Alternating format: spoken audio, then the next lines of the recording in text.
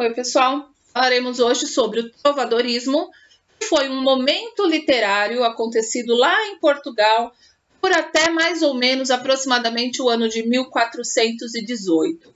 Sim, é um período literário da era medieval, ou seja, no Brasil o trovadorismo não aconteceu. Aconteceu lá com a nossa língua mãe, aconteceu em Portugal, automaticamente faremos os estudos porque são as nossas raízes da língua portuguesa falada no Brasil, as raízes da literatura que posteriormente chegou no Brasil.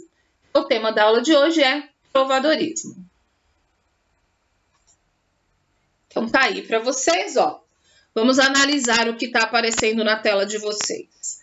Condiz com o que eu disse, ó, trovadorismo até 1414 em Portugal.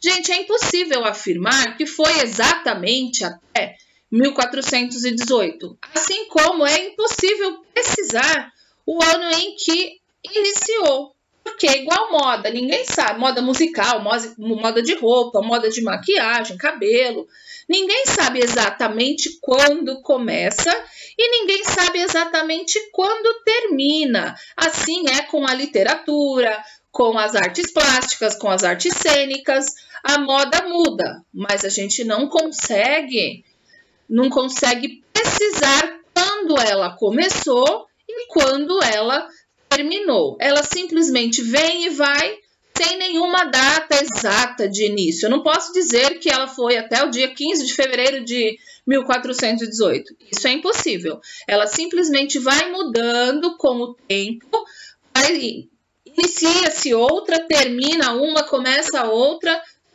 sem precisar data exata nem de início nem de término. Então, sempre que a gente falar de data em literatura, início e fim de escola literária, são sempre datas aproximadas. Tanto que se a gente procurar num livro, tem uma data. Se a gente procura em outro livro, tem outra data. Por quê? Porque não há data exata nem de início e nem de término de nenhum movimento literário. E vocês devem estar aí se perguntando, por que esse nome estranho? Por que trovadorismo? De onde tiraram esse nome esquisito?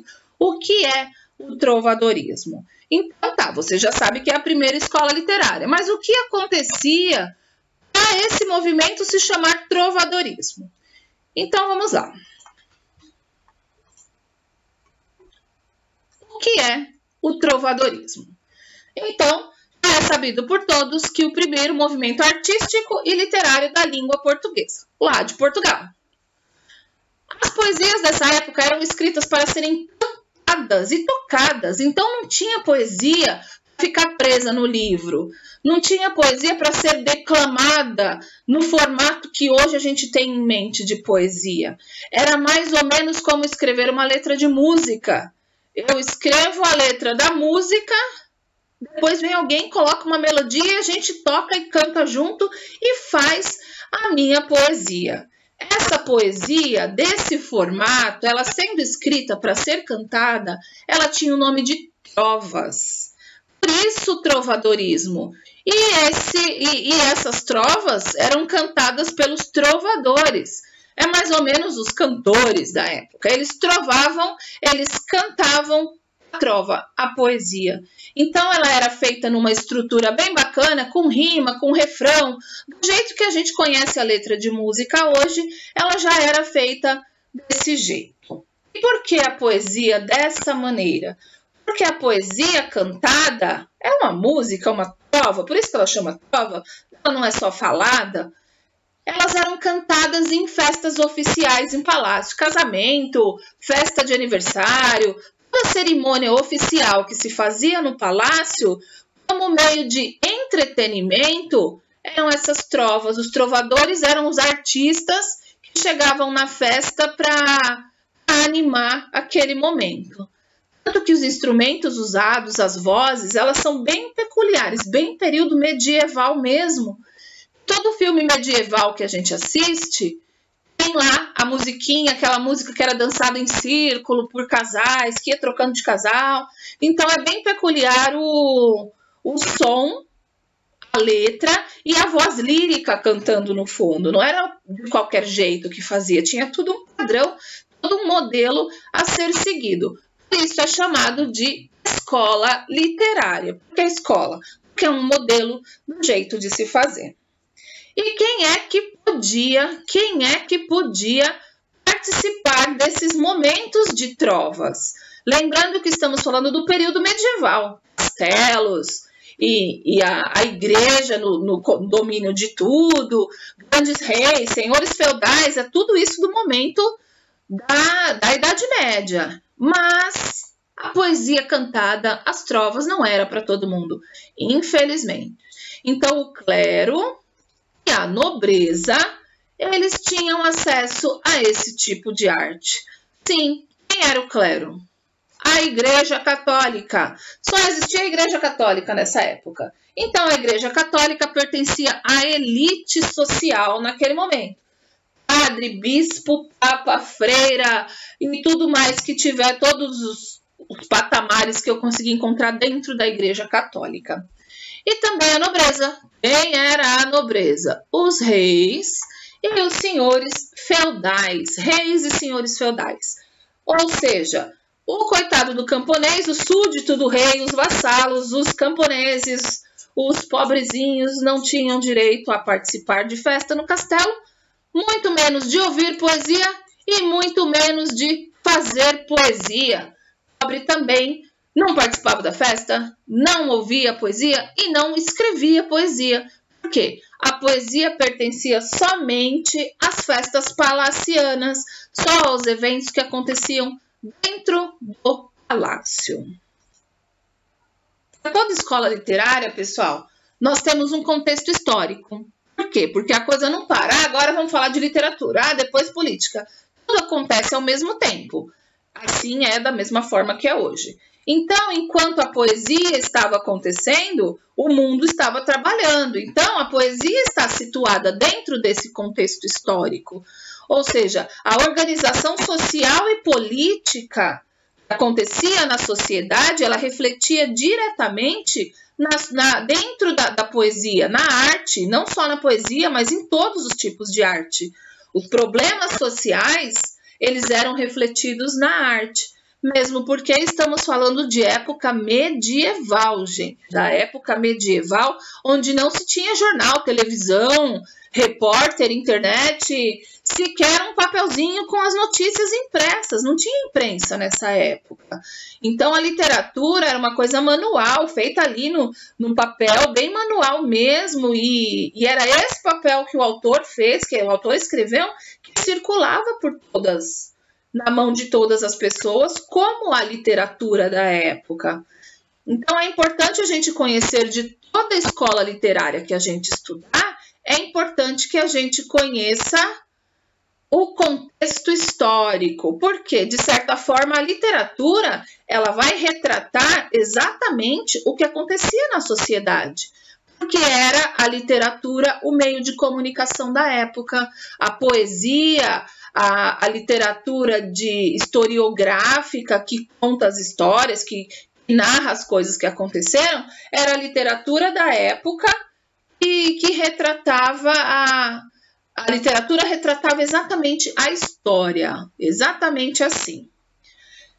Então, vamos lá. O contexto histórico do trovadorismo era o seguinte: o sistema organizacional da sociedade era o feudalismo.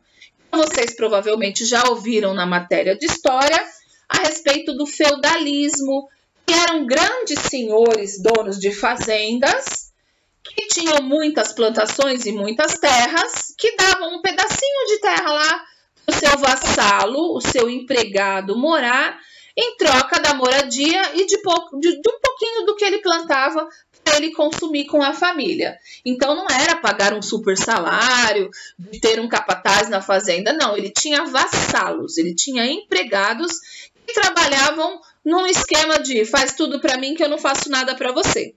Mais ou menos assim que eram os senhores feudais e os seus vassalos. Então o feudalismo é dessa era medieval. Então esse momento também de organização social não chegou a algo parecido no Brasil, parecido, mas o feudalismo em si não chegou aqui no Brasil.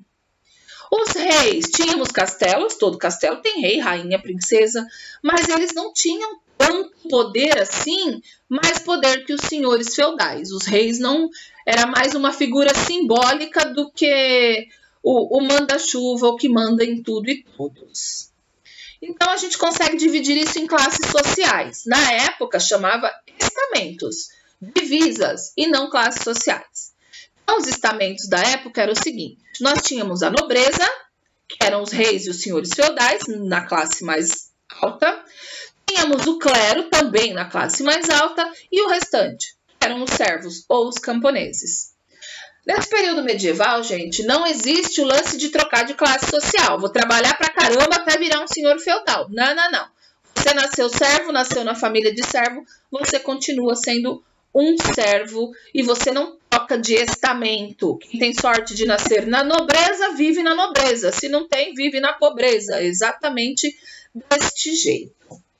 Mas outra coisa muito importante que vale falar é que no momento aqui do trovadorismo, nós tínhamos aqui o teocentrismo. O que é o teocentrismo? A Igreja Católica, ela exercia enorme poder em cima de todo mundo. Ela exercia poder em cima do senhor feudal, ela exercia o poder em cima dos reis e exercia o poder principalmente em cima dos servos, dos camponeses.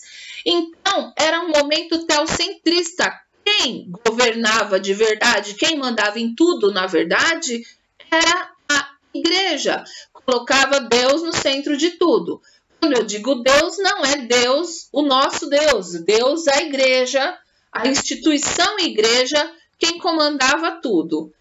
A Igreja nunca era questionada, nem pelas cobranças que eles faziam, nem pelas imposições que eles faziam. Todo mundo aceitava tudo que a Igreja falava, sem maiores questionamentos. Isso é o teocentrismo. Esse nome, teocentrismo, é importante que os senhores guardem bem o nome e o que ele significa. Vocês vão precisar dele mais tarde. Agora que vocês já viram o contexto histórico, vocês já viram o que era o trovadorismo, você já sabe então que vivia no momento do feudalismo ali. Tinha o senhor feudal, os vassalos, tínhamos reis, a igreja, todo mundo obedecia à igreja, e também vocês já sabem que trovas eram poesias feitas para serem cantadas ao som juntinho ali com um instrumento musical. E tinham os trovadores, que eram os cantores. Agora chegou a hora da gente ver qual era o tipo de produção literária dessa época, como era produzido a literatura dessa época. Era poesia para ser cantada? Sim. Mas como? Desse jeitinho aqui. Temos o gênero lírico. Gênero lírico, já falei de eu lírico com vocês. Eu lírico é o autor, não é o autor. O eu lírico é o personagem que está ali dando voz ao poema. Então, nós temos aqui o seguinte, nós temos os tipos de cantigas. Por que eu falo cantiga? Porque a trova era cantada. Então, eu vou falar que o gênero lírico, ele vai falar de sentimento. Gênero lírico fala de sentimento. E o primeiro modelo que eu tenho falando de sentimento, lógico que teria que ser as cantigas de amor. É que todo mundo gosta, né? Porque é todo mundo muito apaixonado. Então, bora lá. Nas cantigas de amor, gente, a característica das cantigas de amor. Quando eu vou saber que uma trova, ela é de amor? Primeiro, quando o eu lírico dela for masculino, ou seja, o personagem do meu poema for um homem, aí eu sei que é a cantiga de amor. Ela sempre vai ter uma confissão amorosa. O que é confissão amorosa? Ela vai relatar um amor, ela vai falar diretamente de um amor perdido, um amor lindo, um amor extra, ultra, mega forte. Representação de vassalagem amorosa. Vassalagem, lembra que nós falamos do senhor feudal e do vassalo? Um manda, o outro obedece?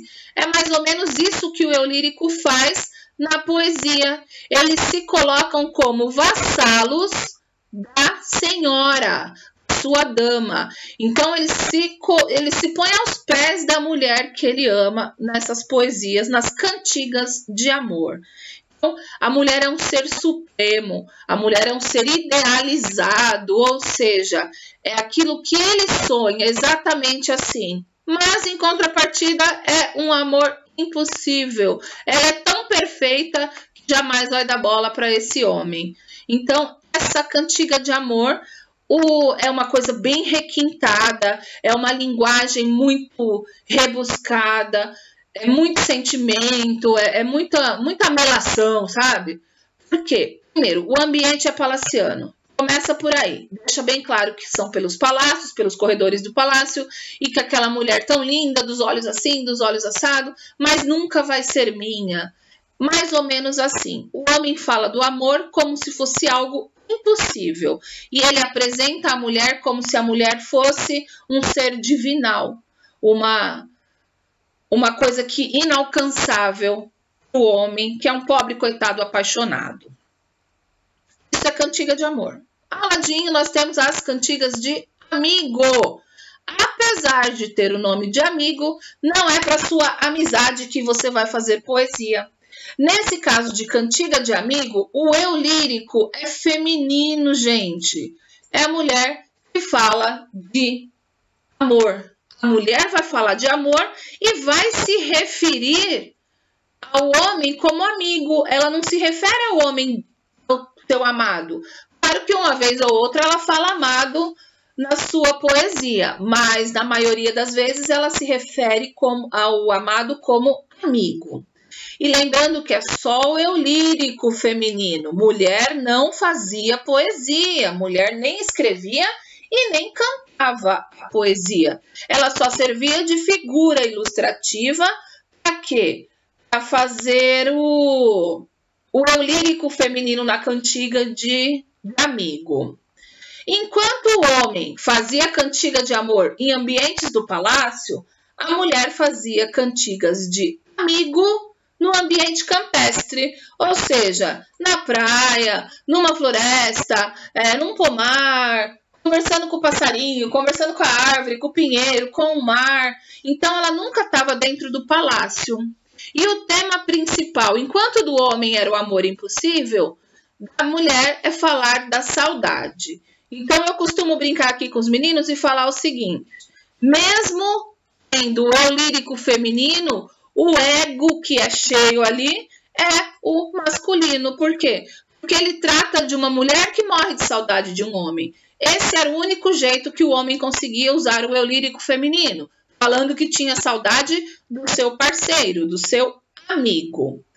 Então, não esqueçam e gravem bem. Cantigas de amor, eu lírico masculino. Cantigas de amigo, eu lírico feminino.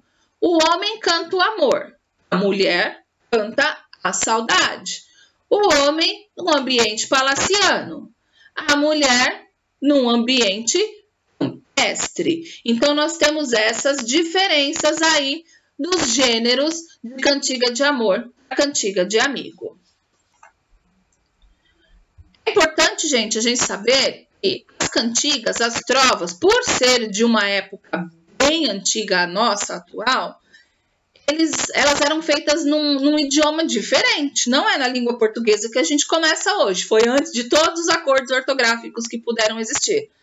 Ela era feita em galego-português. Então, eu vou pôr um exemplo agora para vocês na tela e vocês vão perceber que tem um monte de palavra que não é o que a gente tem hoje. Ou que ela já mudou, ou que ela já nem existe mais no nosso dialeto.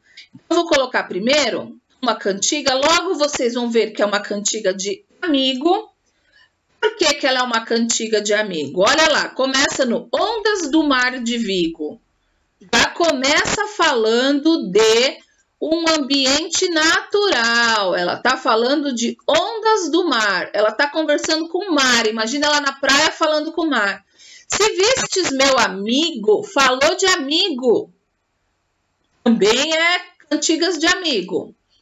Ai, Deus, se verra cedo. Então ela está falando para o mar: ô mar, meu querido mar, você viu meu amado, meu amigo? Se viu, manda ele voltar logo. Ou seja, o amado dessa mulher aqui partiu no mar, igual acontecia muito nessa época, dos homens se meterem dentro de um barco e capar o gato, fugir da mulher e deixar a mulher esperando e ela falar de saudade.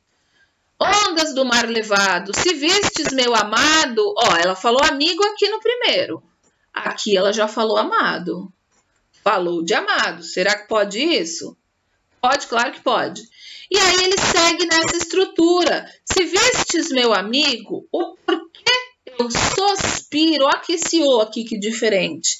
E ai Deus, se verra, olha só o se verra. Se verrar, nem tem se verrar mais dessa língua. Então, que ele volte cedo. Se vistes meu amado, porque grande cuidado, porque eu tenho grande cuidado por quem eu me preocupo.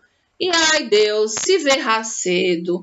Então, o esquema de rima tem a rima AB e o refrão, igual uma música.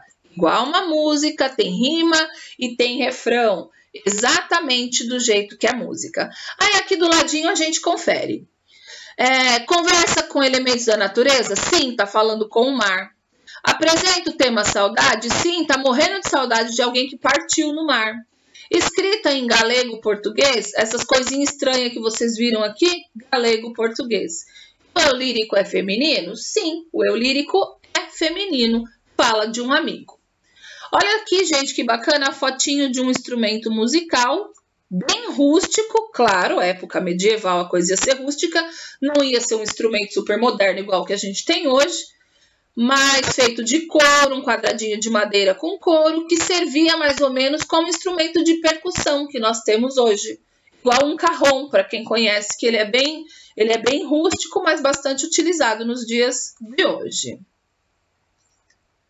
Aqui eu tenho para vocês uma cantiga de amor, já apresentando o eu lírico masculino, que ele vai tratar de uma confissão amorosa, ele vai confessar algum amor, mas também o amor idealizado. Ele só pensa no amor, ele só idealiza, ele não concretiza. É uma cantiga de Afonso Fernandes, um dos principais nomes que nós temos como escritores de trovas. Também coloquei aqui um instrumento, o alaúde, um violão bem próximo do violão que nós temos hoje, mas ele tem um fundo, a parte de trás dele é bastante arredondada. Existe até hoje instrumento desse jeito, que tem um sonzinho bem peculiar, e dele ele foi se desenvolvendo, até chegar nos instrumentos que temos hoje, mas ele era bem comum nesse período medieval. Vamos à poesia. Senhora minha, desde que vos vi, lutei para ocultar essa paixão, que me tomou inteiro o coração. Mas não o posso mais e decidi que saibam todos o meu grande amor. A tristeza que tenho, a imensa dor que sofro desde o dia em que vos vi. Então, percebam o tamanho do amor desse eu lírico masculino por uma mulher que ele viu, se apaixonou e não tem nada com ela. Provavelmente, pelo que ele diz aí, ele nunca vai ter. E ele resolveu confessar esse amor, esse sofrimento todo, através de uma poesia. E isso era cantado depois.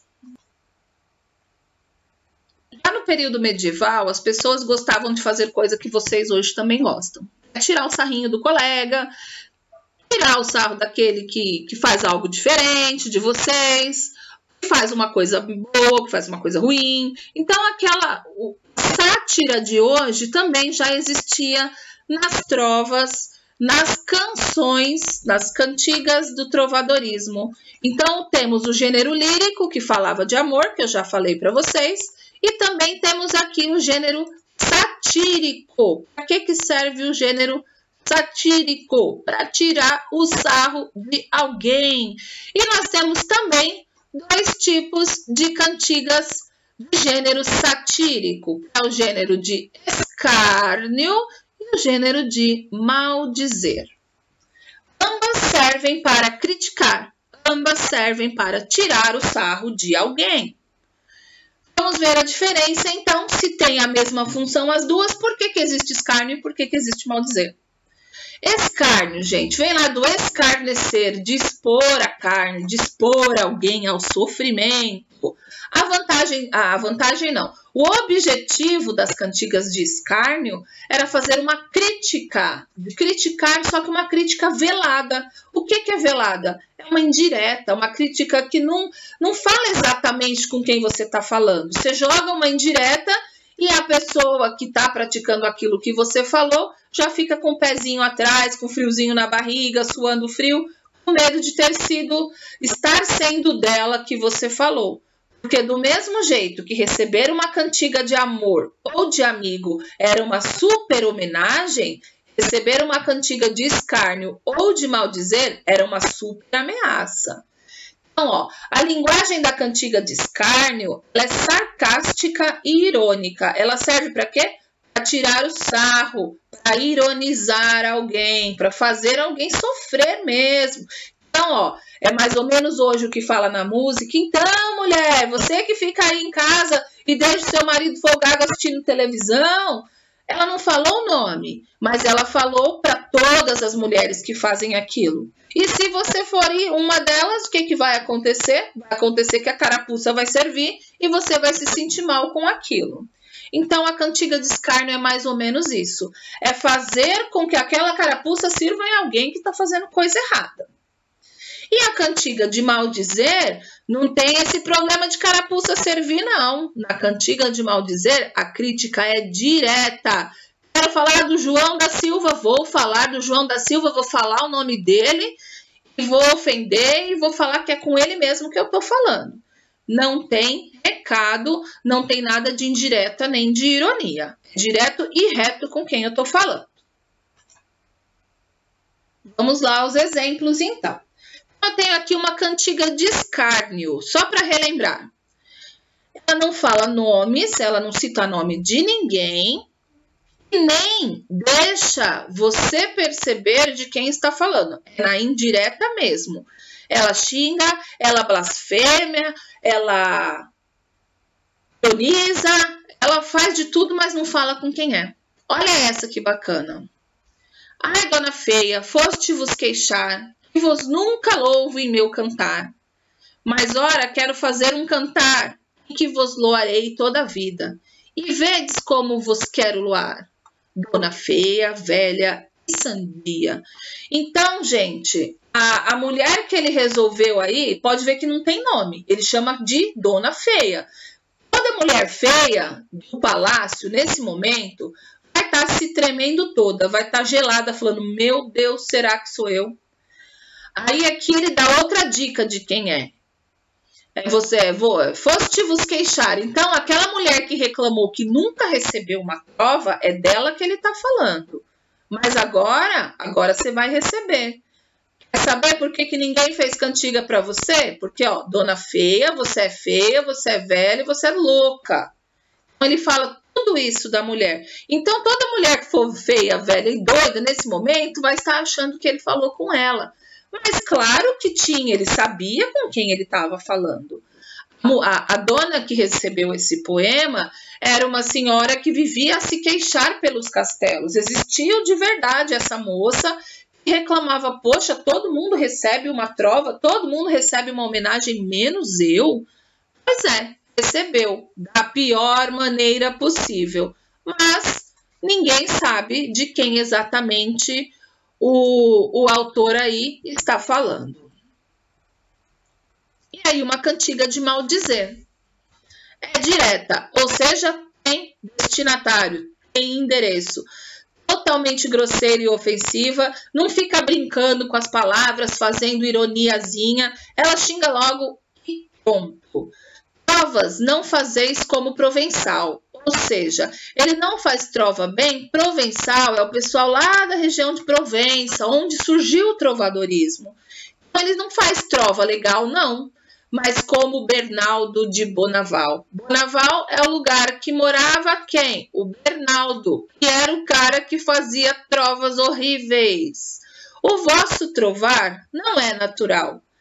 Ai de vós, como ele e o demo aprendestes. Olha o que estão falando aqui do cara. Em trovar mal, vejo eu o sinal. das loucas ideias em que empreendestes. Então ele está falando que o cara só pensa bobagem, só pensa coisa nada a ver, besteira, e que nas trovas mal feitas que ele faz, dá para perceber essas ideias erradas e malucas que o cara tem. Aqui eu estou apresentando para vocês, gente, apesar de manchadinho pelo tanto de tempo, é uma foto original de uma composição trovadoresca. Então, vocês têm aqui em cima aqui, ó, alguma coisa bem parecido com as notas musicais que nós temos hoje em dia. Então, mescla nota musical, ó, iniciando aqui a partitura, sempre tem uma clave iguais às partituras de hoje, e tem as letras escritas aqui, ó. Então, isso é uma foto de um dos cancioneiros, que eu vou falar para vocês daqui a pouco o que vem a ser um cancioneiro. Então, aí tá uma foto lá da primeira cantiga da Ribeirinha, que foi a primeira prova a ser feita. E aí, os cancioneiros. Gente, é legal vocês prestarem atenção nesse momento da explicação. Os cancioneiros não é quem fazia canção. Eu gosto sempre de pôr essa pergunta nas minhas atividades, porque eu sei que quem não presta atenção nesse momento vai se enganar pelo sufixo eiros que eu tenho aqui. Então, quem faziam as canções, as trovas, eram os trovadores. Os cancioneiros são livros. Então, isso aqui, ó, são livros. Minha coordenação motora é maravilhosa, né? Ó, ó. Os cancioneiros são livros. Que livros são esses, professoras? São livros que eu junto todas as trovas que eu tinha lá na época do meu trovadorismo, tudo que sobrou de trova, estão reunidas, estão compiladas manuscritamente. Lembra que eu falei que era tudo manuscrito? Por isso que está manchadinha aquela foto que eu mostrei para vocês agora há pouco. Então, essas trovas foram coletadas, foi feita uma coletânea de trovas de todos os autores da época e fizeram esses cancioneiros, produziram esses livros da época do trovadorismo que, por sinal, existem até hoje em 3 volumes. 3 volumes diferentes, eles não são iguais e eles existem até hoje. Então, eu tenho o Cancioneiro da Ajuda, que está lá na Biblioteca do Palácio da Ajuda, em Lisboa, Portugal. Então, nesse cancioneiro tem um montão de trova, do jeitinho que eu mostrei na página anterior para vocês. Eu tenho o Cancioneiro da Biblioteca Nacional, que está na Biblioteca Nacional, em Portugal também. E tenho o Cancioneiro da Vaticana, na Biblioteca do Vaticano, em Roma. Então, até hoje, esses cancioneiros ainda estão ali, presentes e guardadinhos, bonitinhos, para ficar ainda por muitos séculos em exposição. Além das poesias, pessoal, é legal citar para vocês que já no finzinho, quase ali acabando esse período trovadoresco, eu acho que o povo já estava meio cansado daquela musiquinha, daquela poesia, toda festa a mesma coisa, vamos escrever só desse jeito. As pessoas começaram a escrever coisas mais longas.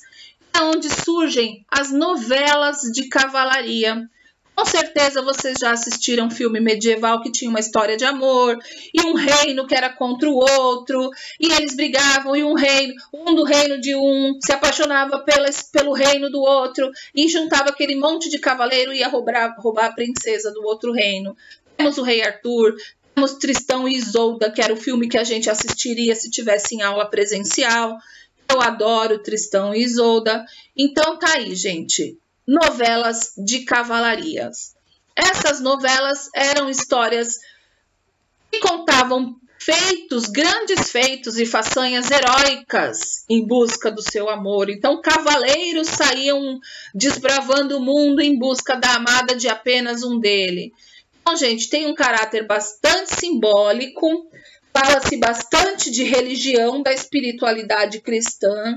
Então, prestem atenção quando vocês assistirem um filme dessa época medieval.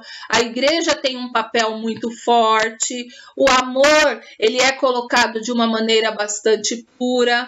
Então, eu sugiro para vocês que assistam o Rei Arthur, Tristão e Isolda, e tem muitos outros que a gente poderia passar aqui, bastante tempo indicando para vocês os filmes se fosse necessário. Então, gente, a nossa tarefa desse vídeo é fazer um mapa mental. Pode ser em folha de sulfite, no PowerPoint, pode ser no Word, pode ser em aplicativo de mapa mental. E anexar na barra de tarefa de vocês, lá no Teams, que vocês já têm aberto a tarefa para a sala de vocês. E pronto, fez isso sobre o trovadorismo. Anotem as dúvidas. Se vocês tiverem dúvidas ou quiserem questionar, acrescentar alguma coisa, na próxima aula vocês me passem que eu tiro as dúvidas de vocês. Vou terminar o vídeo agora colocando para vocês ouvirem a melodia e a letra de uma cantiga de amigo.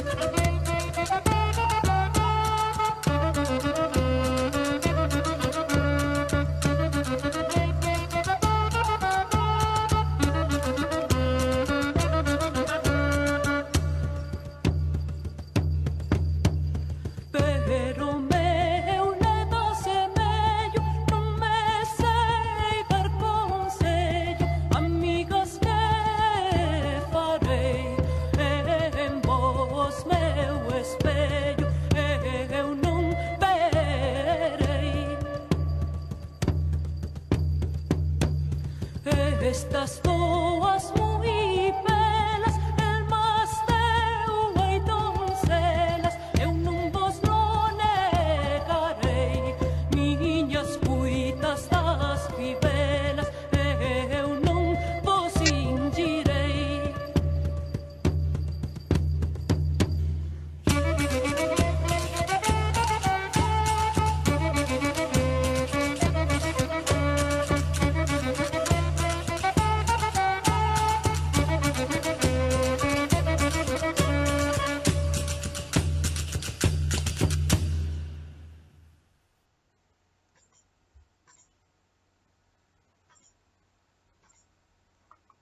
Não falei que a música seria sonzinho lá no fundo, bem familiar para vocês? É a musiquinha que passava nos filmes de Barbie, dos filmes de cavalaria, das novelas de cavalaria. É sempre essa musiquinha que tem aquele arzinho medieval por conta dos instrumentos musicais que eram confeccionados na época. Então tá aí, tá feita a nossa aula sobre trovadorismo. Espero que tenham gostado e se tiver alguma dúvida, qualquer uma de nossas aulas é o momento para vocês tirarem dúvida e fazer o questionamento que for preciso. Ok? Obrigada por tudo, gente. Até a próxima.